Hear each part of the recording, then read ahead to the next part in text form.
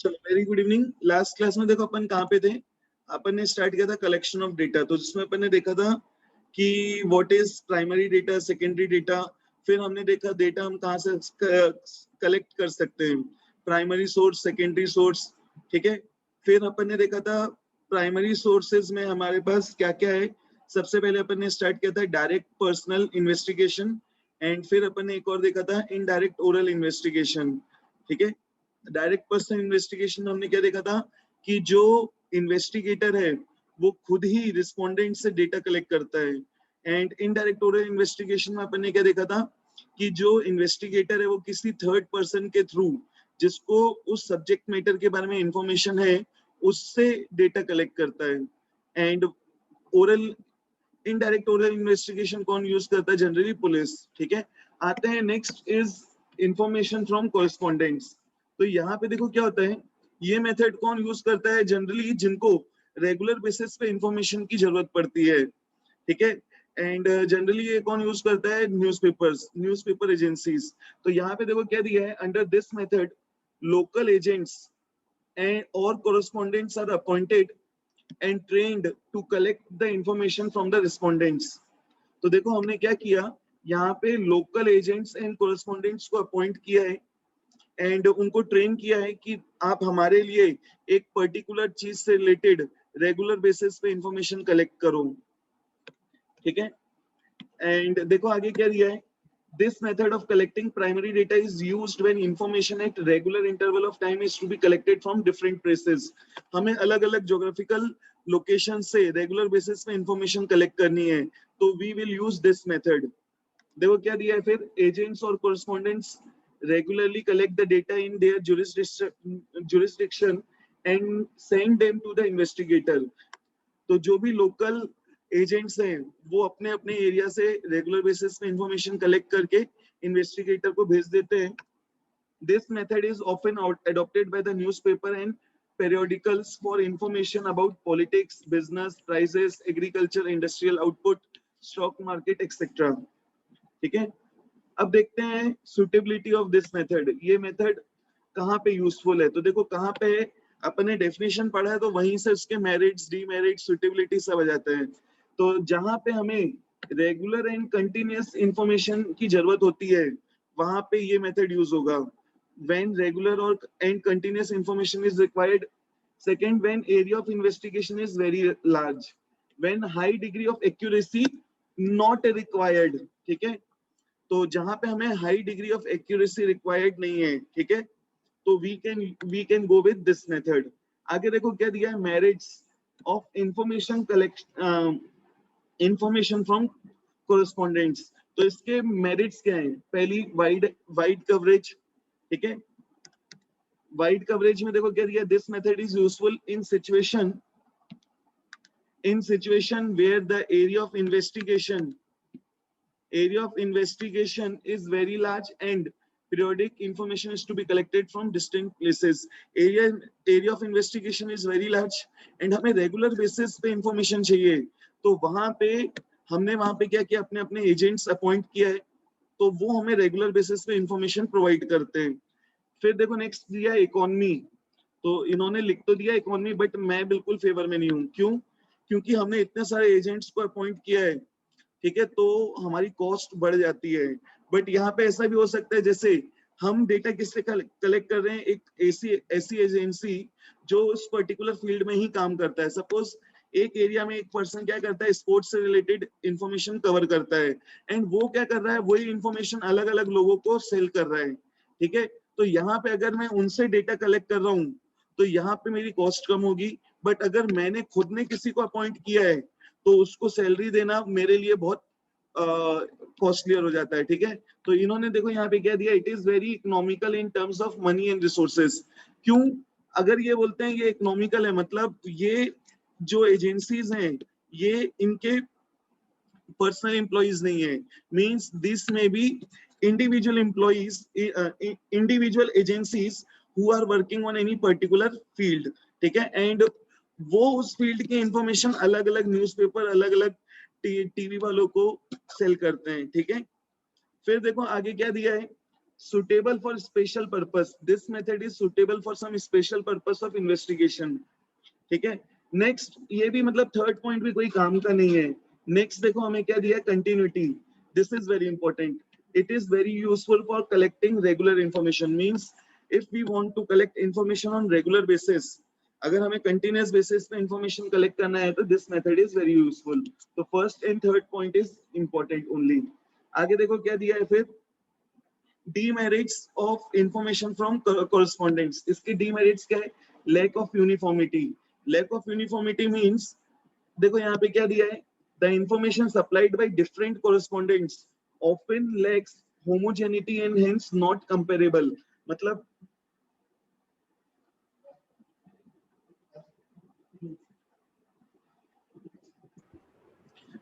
अलग अलग कोरेस्पोंडेंट्स जो डेटा हमें सप्लाई करते हैं, तो उन्होंने जो डेटा हमें जिस तरीके से डेटा कलेक्ट करके दिया है वो में भी एक जैसा ना हो. तो उस डेटा को कंपेयर करने में हो सकता है कि वो इजिली कंपेरेबल ना हो. तो we can say that there may be uniformity in data supplied by different agents. फिर नेक्स्ट देखो क्या दिया है, this is important, danger of partiality. तो ध्यान रखना ये वर्ड हर चीज में यूज होगा, हर जगह यूज हुआ है. पार्शियलिटी मतलब क्या देखा अपन ने, बायस्ड. पार्शियलिटी मतलब हमने क्या देखा, पर्सनल प्रीजुडाइज. पार्शियलिटी, तो ये वर्ड याद रखना. तो यहाँ देखो क्या दिया है, the personal bias of the correspondents. Personal bias of the correspondents में enter the reports and to that extent accuracy is affected. मतलब जो correspondent है वो चीजों को अपने पॉइंट ऑफ व्यू से सोच रहा है, तो अगर वो अपने पॉइंट ऑफ व्यू से सोच रहा है तो हो सकता है कि वो उस डेटा की एक्यूरेसी को अफेक्ट करे. नेक्स्ट देखो क्या दिया है, lack of accuracy of high degree. This method cannot be used where high degree of accuracy is required. अगर याद हो अपन ने ऊपर भी देखा था, ये मेथड हम कब यूज करेंगे, when high degree of accuracy is not required. And next देखो क्या दिया है, इसके डीमेरिट्स में दे दिया है टाइम कंज्यूमिंग. बट मैं बोलूंगा कि ये कम टाइम लेता है. a lot of time is consumed to collect the information.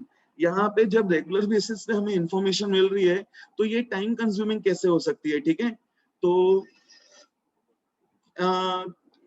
इसके एक दो पॉइंट याद रखोगे तो भी चलेगा. ठीक है, अब ध्यान देना हमें क्या पढ़ना है इसके बाद, प्रिकॉशंस फॉर इंफॉर्मेशन फ्रॉम कोरेस्पोंडेंट्स. मतलब अगर मैं कोरेस्पोंडेंट से इंफॉर्मेशन कलेक्ट कर रहा हूँ तो हमें किन चीजों का ध्यान रखना है. तो पहला दिया है, appointment of correspondent should be made with full precautions. मतलब जिन कोरेस्पोंडेंट्स को हम अपॉइंट कर रहे हैं तो हमें ध्यान रखना चाहिए कि वो उस फील्ड में वो एक्सपर्ट हो. ठीक है, आगे देखो क्या दिया है, the correspondent should not be prejudiced. ठीक है, फिर दिया number of respondent should be fairly large and reasonable. This is very important. जो नंबर ऑफ रिस्पोंडेंट्स हैं जिनसे हम डेटा कलेक्ट कर रहे हैं, it should be very large and reasonable. फिर देखो क्या दिया हमें, कोरेस्पोंडेंट्स और investigator should take minimum use of their own opinion. ठीक है, तो ये देखो ये second point, fourth point, second point, ये सब पर्सनल ओपिनियन वाली चीजें हैं, अपने अकॉर्डिंगली उसको ऐड करना है. ठीक है, नेक्स्ट देखो क्या दिया, correspondent should be educated and familiar with the problem. मतलब जो ये डेटा कलेक्ट कर रहा है, he should know about the, जिस चीज के बारे में हम डेटा कलेक्ट कर रहे हैं उस चीज के बारे में उसको पूरी इंफॉर्मेशन होना चाहिए. तो हम बोल सकते हैं first point and fifth point is same. ठीक है, आगे देखो क्या दिया है, नेक्स्ट इज टेलीफोनिक इंटरव्यू. इसका भी आना बहुत कम चांसेस है. टेलीफोनिक इंटरव्यू में देखो क्या दिया है कि यहाँ पे जो इन्वेस्टिगेटर है, इंटरव्यूअर है, वो टेलीफोन के थ्रू अपना डेटा कलेक्ट करता है. कोई कुछ बोलना चाहता है, किसी को कुछ बोलना है? अमीशा, चलो देखो यहाँ क्या दिया है, इंटरव्यूअर मतलब इन्वेस्टिगेटर टेलीफोन के थ्रू रिस्पोंडेंट से डेटा कलेक्ट करता है. ठीक है, ये मेथड कब यूज होगी, जब हमें बहुत कम टाइम पे बहुत जल्दी डेटा कलेक्ट करना हो तो this method can be used. ठीक है, तो देखो यहाँ क्या दिया है, telephone interview is better in case where respondents are reluctant to answer certain question in personal interview. कई बार तुमने देखा होगा कि जो रिस्पोंडेंट्स हैं हम उससे अगर face to face information collect करें तो वो कोई चीज का आंसर देने में कोई चीज को आंसर करने में हेजिटेट कर सकता है, बट वही चीज जब वो फोन पे बात कर रहे हैं तो फ्रीली बता सकते हैं कि यस नो, अपना ओपिनियन फ्रीली दे सकते हैं। बट अगर हम कोई सामने जाके उससे आंसर दे रहा है तो हो सकता है वो आंसर देने में हिचकिचाए या आंसर देने के लिए हेजिटेट करे, बट वही चीज हम उनसे अगर फोन में पूछे तो हो सकता है इजिली उसको आंसर कर सके। नेक्स्ट देखो क्या दिया है, many of the shows on television conducts polls with the help of telephonic interview. तुमने देखा होगा केबीसी में भी तुमने क्या देखा होगा कि एक लाइफलाइन मिलती है फोनो फ्रेंड, ठीक है, और बहुत सारे टेलीविजन शोज ऐसे भी हैं जो बहुत सारे पोल्स को ऑर्गेनाइज करती है, ठीक है, टेलीफोन के थ्रू, कि आप है ना इस नंबर पे मिस कॉल दें हम हमें सपोर्ट करने के लिए। तुमने देखा होगा एबीपी न्यूज या कोई भी न्यूज चैनल ऐसा बार बार करता है कि आप अगर इस मुहिम से जुड़ना चाहते हैं तो इस नंबर पे आप मिस कॉल दें, जरूर करें, ठीक है। फिर देखो आगे क्या दिया हमें, however the response rate is lower and fewer questions may be asked before the respondents get tired of the proceedings। तो देखो यहाँ पे क्या दिया है, रिस्पॉन्स रेट कम है, ठीक है, आई डोंट नो व्हाई क्यों ऐसा लिखा है, एंड इसमें fewer questions can be asked. आजकल तो लोगों को आदत हो गई 2-2 3-3 घंटे फोन में बात करते हैं, तो यहाँ दिया है fewer questions can be asked. अगर 2-3 घंटे बात कर सकते हैं तो 2-3 घंटे में तो दुनिया जहान की बात कर सकते हैं। आगे देखो क्या दिया हुआ है, and fewer questions may be asked before the respondent gets tired of the proceedings. Next देखो यहाँ पे क्या दिया, सुटेबिलिटी ऑफ दिस मेथड। ये मेथड कहाँ पे सुटेबल है, when the respondents have a telephone connection. सामने वाले के पास टेलीफोन कनेक्शन होना चाहिए, तभी जब हम ये मेथड यूज कर सकते हैं। When the data is to be collected in short duration of time, कम टाइम पे डेटा कलेक्ट करना है, सामने वाले के पास टेलीफोन की फैसिलिटी होनी चाहिए, तभी हम ये मेथड यूज कर सकते हैं।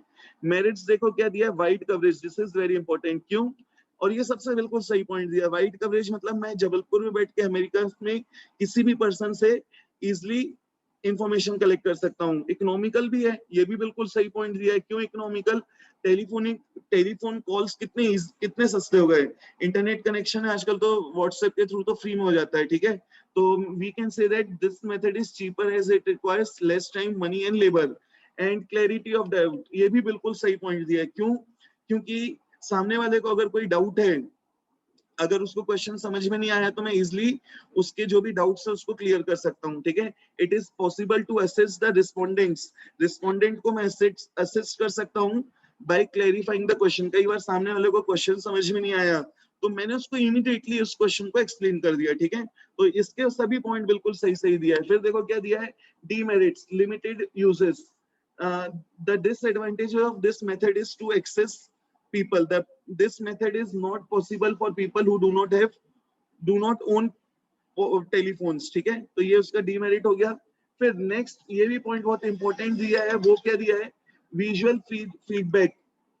हमें क्या दिया है, visual feedback is not possible. मतलब अगर मैं फोन में बात कर रहा हूँ, अब बोल सकते हैं आज की डेट में तो फोन कॉल तो कम हो गया, वीडियो कॉल भी हो सकता है, बट अभी भी जनरली क्या होता है, फोन कॉलिंग ही होती है। तो वहां पे फोन कॉल में हमें सामने वाले का विजुअल इफेक्ट नहीं दिखता है, ठीक है। तो कई बार क्या होता है, सामने वाला झूठ बोल रहा है, हम उसको आइडेंटिफाई भी नहीं कर सकते because of no visual effect. तो देखो क्या दिया है यहाँ पे, telephone interviews also obstruct visual reactions of the respondents which become helpful in obtaining information on sensitive issues, ठीक है। तो because of lack of visual reactions, कई बार क्या होता है कि कुछ इंफॉर्मेशन को हम इजिली सही है या गलत उसको आइडेंटिफाई नहीं कर सकते, ठीक है। चलो जल्दी से बताओ ये दोनों चीज समझ में आई क्या, information from correspondents and telephonic interviews. समझ में आया तो हैंड रेस करते चलो, सुन रहे हो, समझ में आया तो हैंड रेस करते चलना, ठीक है। स्पीड स्लो करना है तो कभी भी बीच में इंटरप्ट करके बोल देना। ये पॉइंट्स ऐसे नहीं है कि एक बार रीड, देखो एक बार तो रीड करना ही पड़ेगा, ठीक है। एग्जाम देते हो तो 1-2 बार रीड करना पड़ेगा, और ये अप्लाई करके देख लेना, अगर 6 बार रीड हो गया एग्जाम्स के पहले तो अब तो 6 दिन बचे हैं, ठीक है, तो 6 बार वाला तो नहीं जाएगा, 1-2 बार रीड कर लेना, 6 बार रीड किया तो वर्ड टू वर्ड याद भी हो जाएगा।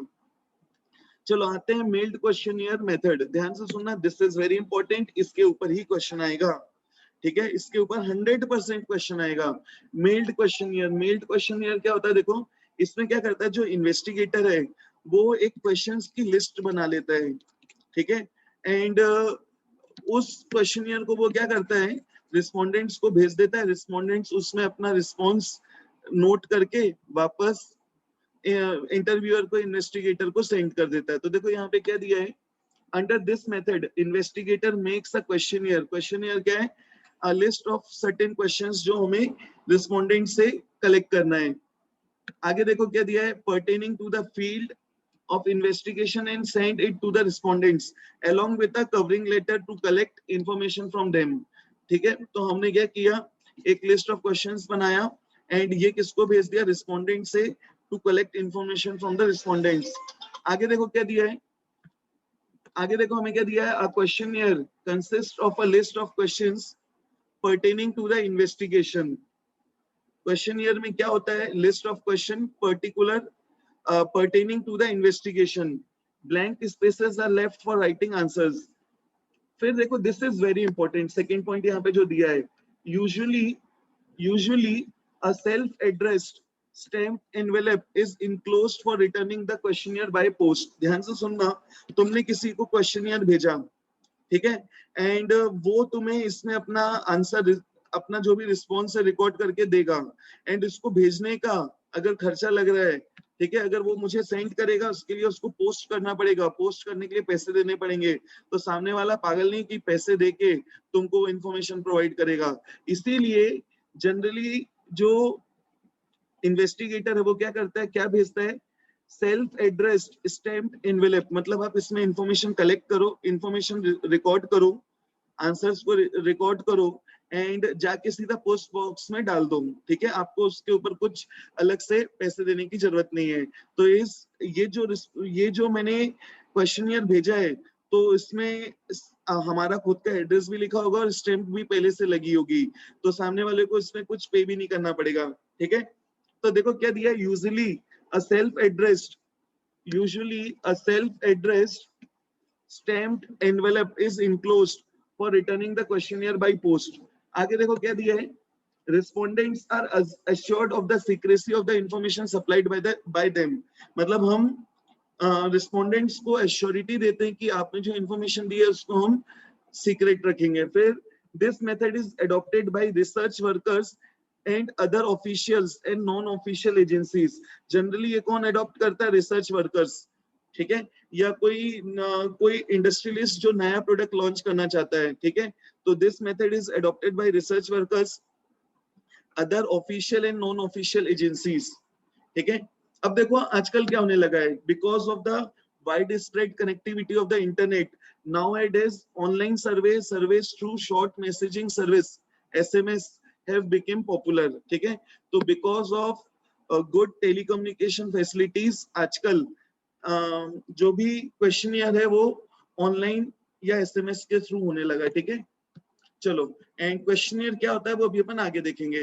नेक्स्ट देखो क्या दिया है फिर हमें, सुटेबिलिटी ऑफ दिस मेथड, ये मेथड कहाँ यूज होगी, कहाँ पे ज्यादा बेटर है, when the field of investigation is very large, when respondents are literate. ध्यान देना, सामने वाले को तुम क्या कर रहे हो, लिस्ट ऑफ क्वेश्चंस बना के भेज रहे हो, तो सामने वाले को पढ़ा लिखा होना चाहिए, ठीक है, ऐसा नहीं कि काला अक्षर भैंस बराबर, तो सामने वाले को समझ में आना चाहिए कि उसमें क्या लिखा है, ताकि वो उसको रीड करके उसमें अपना आंसर रिकॉर्ड कर सके, एंड सामने वाला कोऑपरेट करने के लिए भी रेडी होना चाहिए। ऐसा नहीं कि तुमने क्वेश्चंस भेज दिया, सामने वाला रिस्पॉन्ड नहीं, उसका प्लेन बना के उड़ा रहा है, ठीक है, तो ऐसा भी नहीं होना चाहिए।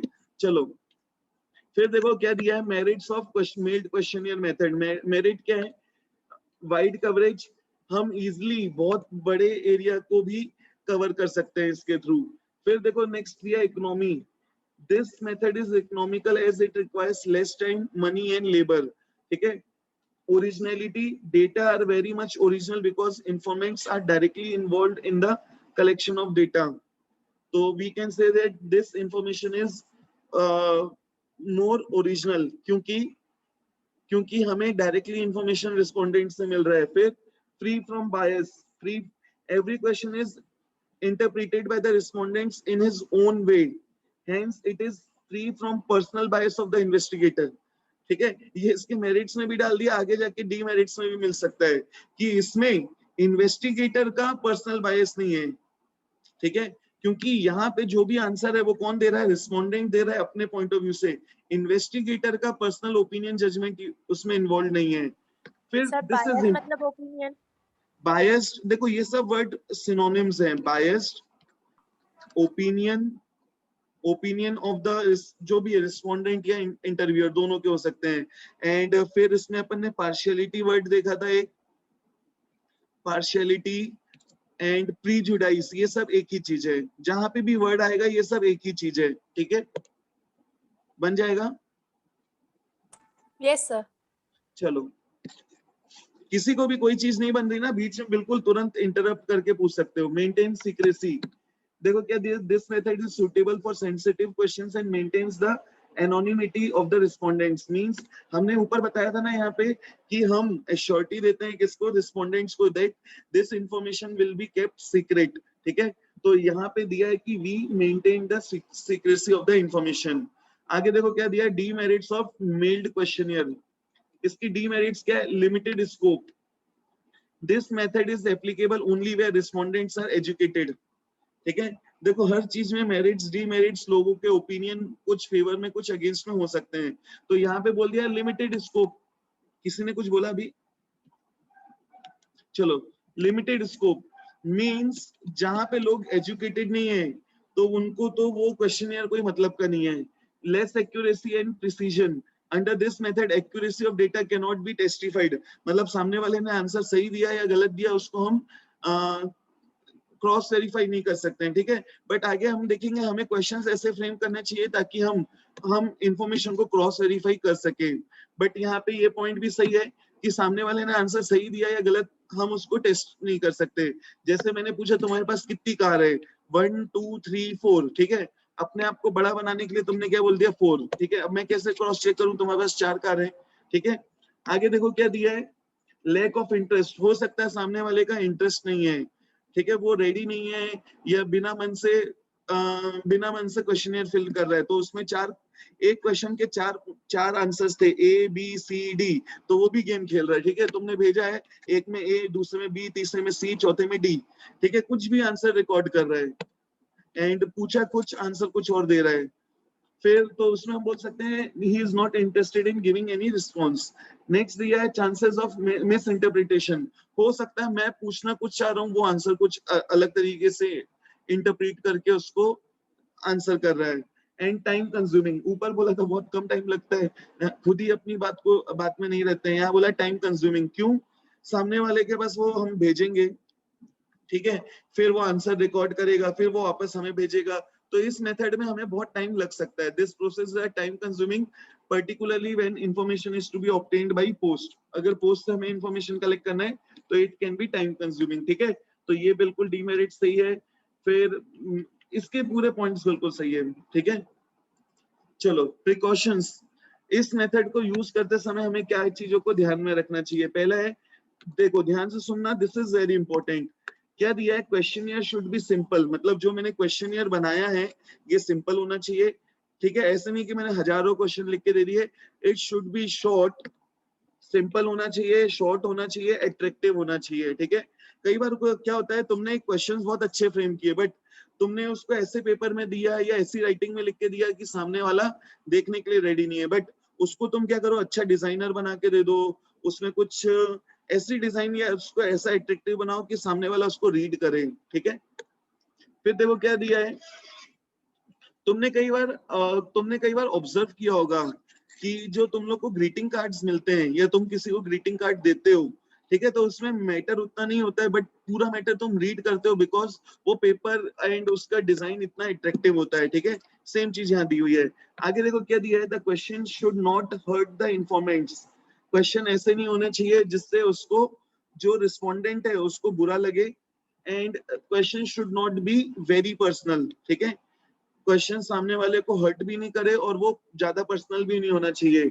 आगे देखो क्या दिया है, there should be a system, a sequence and proper planning in the questions, मतलब जो भी हमने क्वेश्चंस पूछे उसमें एक प्रॉपर सीक्वेंस होना चाहिए। ऐसा नहीं होना चाहिए कि मैं पहले उससे पूछ रहा हूँ आपकी इनकम कितनी है और उसके बाद पूछ रहा हूँ आप एम्प्लॉयड हो या अनएम्प्लॉयड, ठीक है। तो क्वेश्चन का सीक्वेंस सही होना चाहिए, पहले पूछो आप एम्प्लॉयड है या अनएम्प्लॉयड है, फिर उसके बाद आप क्या क्वेश्चन रखोगे, अगर एम्प्लॉयड है तो आपकी सैलरी कितनी है, ठीक है।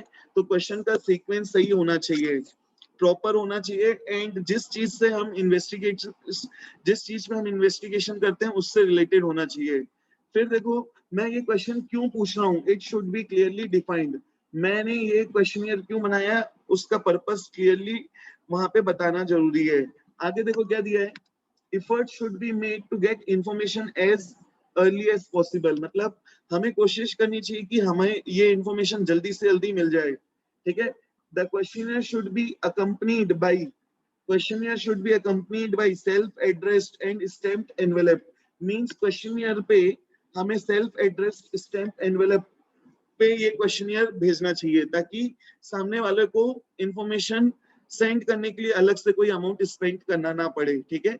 तो ये चीजें हमें ध्यान रखनी है while we are collecting information from mailed questionnaire, ठीक है। अब ध्यान देना मेल्ड क्वेश्चन, और इसके बाद नेक्स्ट हमारा मेथड क्या, questionnaire filled bye इनमरेटर्स।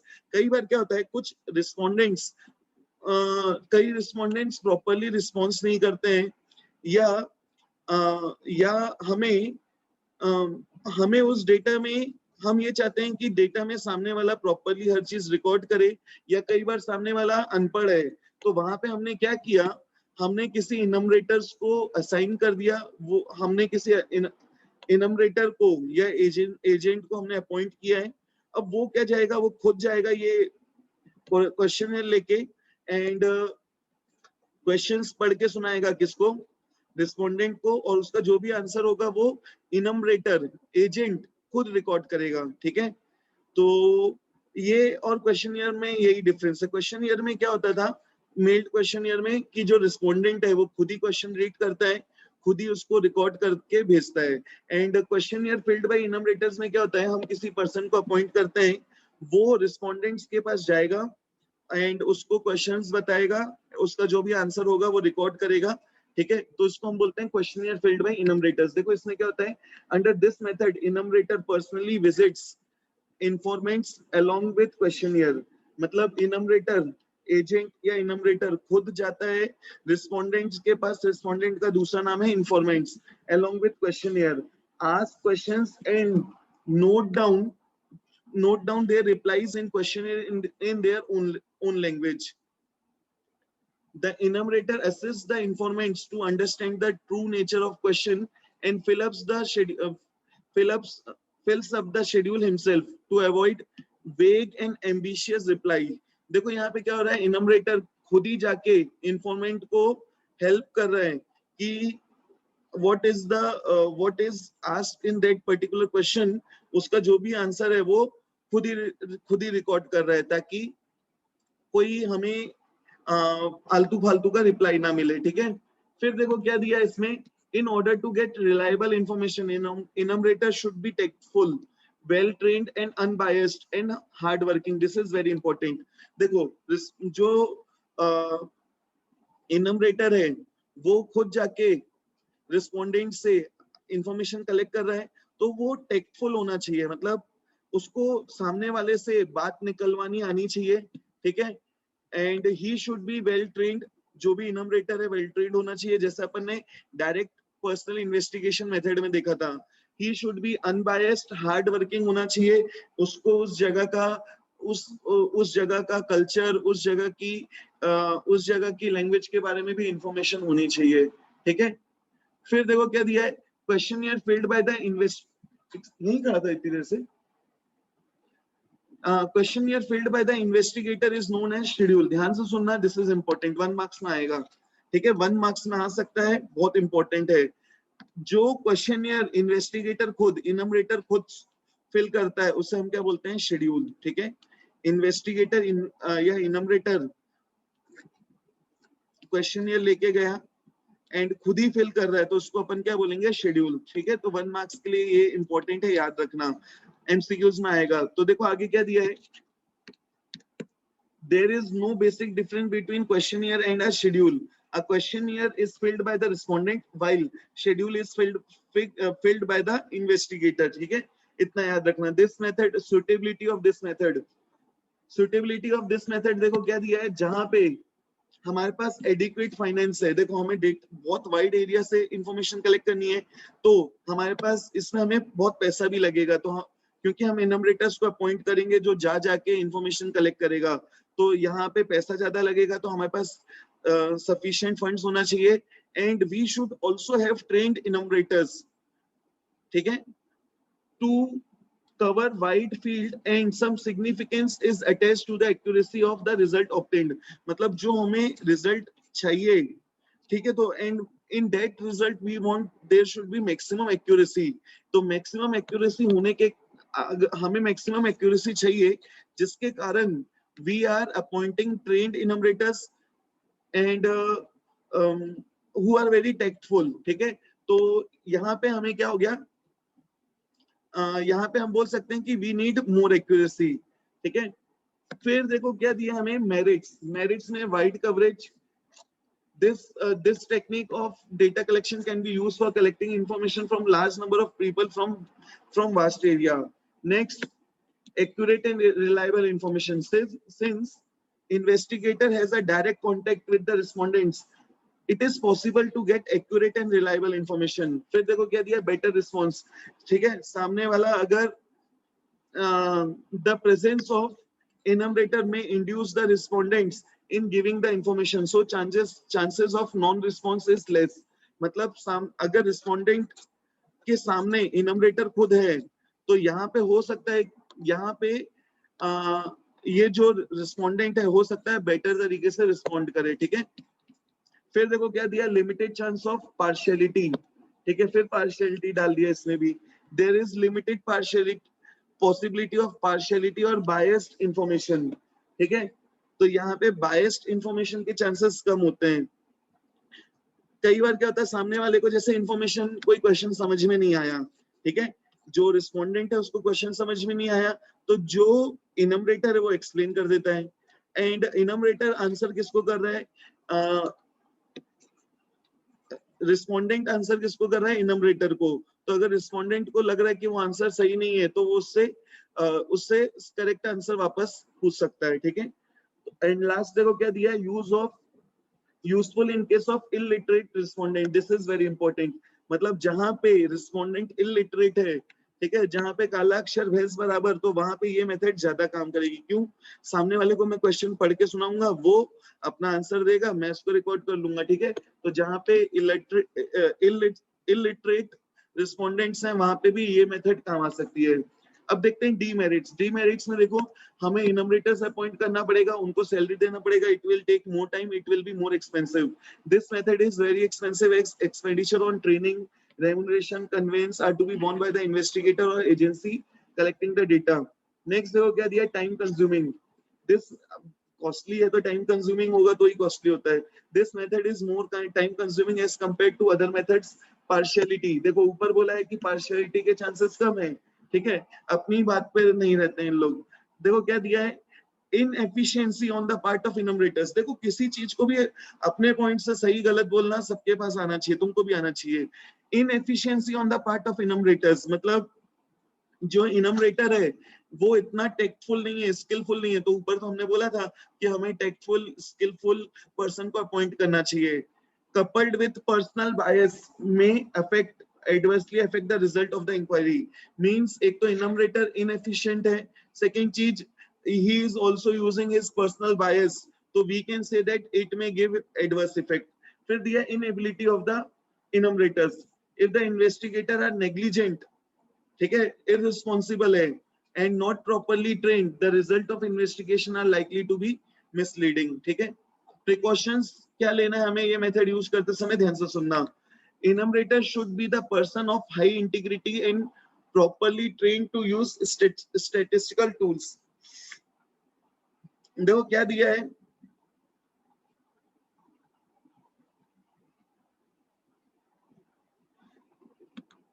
enumerator should be the person of high integrity he should be more skillful and properly trained to use statistical tools, मतलब उसको statistical tools को properly use करते आना चाहिए.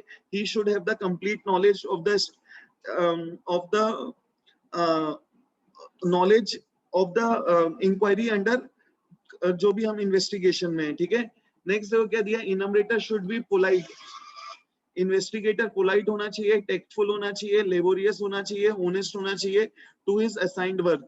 नेक्स्ट देखो क्या दिया, there should be timely evaluation of the work of enumerators, मतलब इनमरेटर्स ने जो भी काम किया, दिस इज वेरी इंपॉर्टेंट, ध्यान से सुनना, उसको रेगुलर बेसिस पे हम मॉनिटर कर सके, मॉनिटर करना चाहिए, प्लस जो भी उसने चीज की है उसको हम इवेल्युएट भी करें. ठीक है, रेगुलर बेसिस पे हम उसको इवेल्युएट करें कि वो चीजें सही कर रहा है कि नहीं. ठीक है, उसमें कुछ प्रॉब्लम तो नहीं है. आगे देखो क्या दिया है, informants should be properly educated about the objective of investigation. तो जो इंफॉर्मेंट है, इंफॉर्मेंट मतलब रिस्पोंडेंट्स जिससे हम डेटा कलेक्ट कर रहे हैं, तो उसको हमें बताना पड़ेगा कि हम डेटा क्यों कलेक्ट कर रहे हैं. तो जो इंफॉर्मेंट है, he should be properly educated about the objective of investigation, और ये कौन करेगा, इनमरेटर बताएगा. फिर questions in the schedule should be small in length, simple and clear, मतलब जो हमने शेड्यूल बनाया है, शेड्यूल मतलब जो रिस्पोंडेंट खुद फिल्ड अप करवाएगा, तो इसमें जो नंबर ऑफ क्वेश्चंस हैं वो कम होने चाहिए, सिंपल होने चाहिए, क्लियर होने चाहिए. ठीक है, सो इन चीजों का हमें ध्यान रखना है while collecting information from questionnaire filled by the enumerators. ठीक है, एंड इसके बाद देखो एक पॉइंट दिया है पायलट सर्वे. पायलट सर्वे मतलब क्या होता है कि हम जब क्वेश्चनियर के थ्रू डेटा कलेक्ट करते हैं, तो कलेक्ट करने से पहले हमें क्या कर लेना चाहिए, एक प्री टेस्टिंग कर लेनी चाहिए कि एक हमने मेन क्वेश्चनियर बनाने से पहले एक रफ क्वेश्चनियर बनाया जिसका हम क्या कर रहे हैं, प्री टेस्टिंग. ठीक है, ताकि जब ये इसमें कुछ चीज और ऐड तो नहीं करना है, कुछ चीजों को चेंज तो नहीं करना है, ये हमें पहले से पता चल जाए. तो देखो क्या दिया है, from practical point of view it is found useful to conduct a pre test known as pilot survey on small scale before starting the main survey. Main survey start करने से पहले हमें एक स्मॉल स्केल पे एक pre test कर लेना चाहिए, जिससे अपन क्या बोलते हैं, पायलट सर्वे. देखो क्या दिया है, once the draft questionnaire is ready, it is advisable to conduct a tryout with a small group which is known as pilot survey or pre-testing of the questionnaire. It helps the investigator to get rough idea of the information and suitability of the technique. मतलब investigator को एक rough idea जाता है कि ये method सही है या गलत है. ठीक है, या उसमें कुछ changes तो नहीं करने, कुछ चीज add तो नहीं करने. फिर देखो investigator is also able to determine shortcomings and drawbacks of the questionnaire. ठीक है, इन्वेस्टिगेटर को एक he is able to determine the shortcomings and drawbacks of the questions. ठीक है, उस कई बार क्या होता है ना, हमने बैक टेस्टिंग किया, तो बैक टेस्टिंग से हमें ये पता चल गया कि इसमें ये क्वेश्चन का रिस्पॉन्स सामने वाला देगा कि नहीं देगा, ये क्वेश्चन सही है कि नहीं है, ये आइडिया जाता है. ठीक है, आगे देखो क्या दिया है, pilot survey also helps in assessing the suitability of questions, clarity of instructions, performance of the enumerators and the cost time involved in actual survey. ठीक है, तो पायलट सर्वे पे भी क्वेश्चन आ सकता है. ठीक है, तो इतना पढ़ के रखना. नेक्स्ट क्लास में अपन देखेंगे questionnaire, sorry, God bless me. देखो इसमें क्या दिया है कि क्वेश्चनियर बनाते समय हमें क्या क्या एक क्वेश्चनियर कैसे बनाना है. ठीक है, ये तुम लोग अपने आप एक बार रीड करना, दिस इज वेरी इंपॉर्टेंट. ठीक है, और इसके बाद देखो एक क्वेश्चनियर बना के भी दिया होगा. क्वेश्चनियर बनाते समय हमें क्या क्या चीज ध्यान रखनी है, एंड क्वेश्चनियर का भी एक फॉर्मेट दिया है, तो क्वेश्चनियर भी एक बार पढ़ लेना. ठीक है, और ये अपन करेंगे कल, फिर स्टार्ट करते हैं उसके बाद अपन सेंसस एंड सैम्पलिंग मेथड. ये मेरे हिसाब से कलेक्शन ऑफ डेटा में ही है, बट तुम लोग को अलग अलग टॉपिक में दिया हुआ है. ठीक है, इसमें भी अपन को एक दिन में कंप्लीट हो जाएगा. चलो आज के लिए बस अपन इतना ही रखते हैं. किसी को डाउट पूछना तो you can ask your doubts.